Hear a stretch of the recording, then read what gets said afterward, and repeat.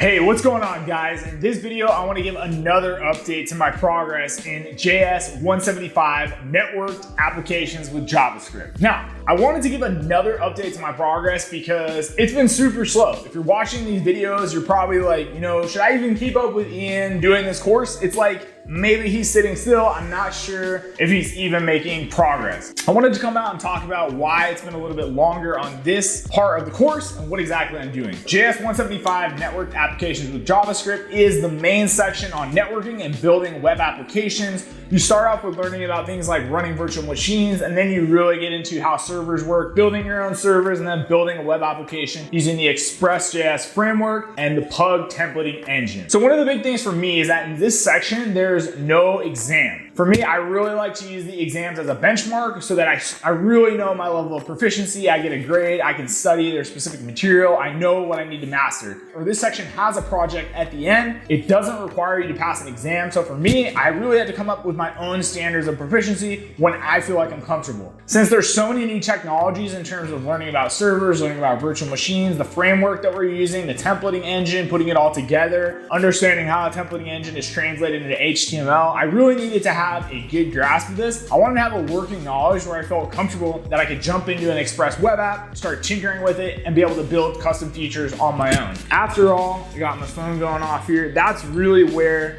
this course shines, is that you're supposed to be able to build web apps by the end of it. And I wanted to get there. At the end of this, in the last video, I talked about how they give you options for what you're gonna do for the project portion of this section. You can either create your own project that you go and find online. You can start some project in an Express framework using other templating engines or other technologies built on top of it to get extra experience that's above and beyond what's in the course. Or you can simply go through a list of modifications to the app that you build in the course to understand how you would build out different features just using the same Express web framework and Pug templating engine. While at first I was going through this, I thought I wanted to get ambitious and look into something else. I realized that in the very next section, the databases section of the course, there is a project that I want to do that I'm going to talk about in the next video. So I didn't really want to spend any extra time. I just wanted to master the material in this course. And for that reason, I'm going to go through and try to execute the majority of modifications that they give you to try for the web app I'm building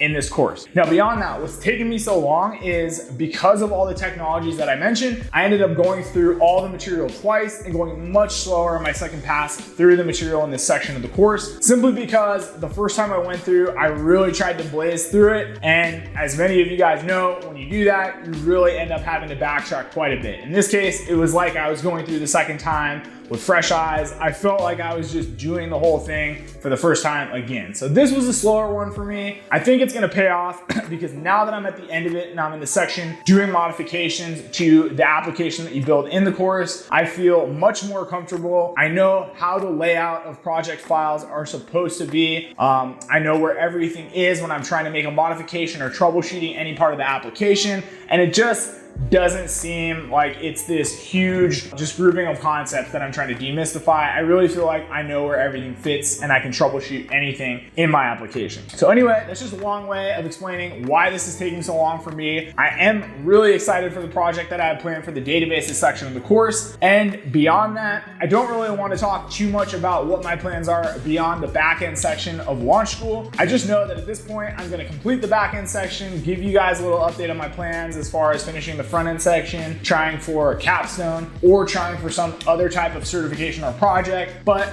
I'm gonna leave it for them to decide on that and give you guys that update when that time comes and I'm all wrapped up with the back end section. So if you guys have any other questions about what's going on so far in my experience, or just another part of my experience so far that you'd like me to dig into in more detail, please let me know in the comments below and I'll make sure to make a video about that topic. If you guys enjoyed this one, make sure to hit the like button, subscribe so that you're notified anytime that I come out with another video in this series on Launch School. And if you guys enjoyed this, make sure to come back and check out the other one. Go look at some of my earlier videos in the Launch School series. I'm gonna put a playlist together soon, and it would just really help me for you guys to give me any feedback you want in the comments or on that like button. So anyway, guys, I hope you guys enjoyed this video. Thank you for watching.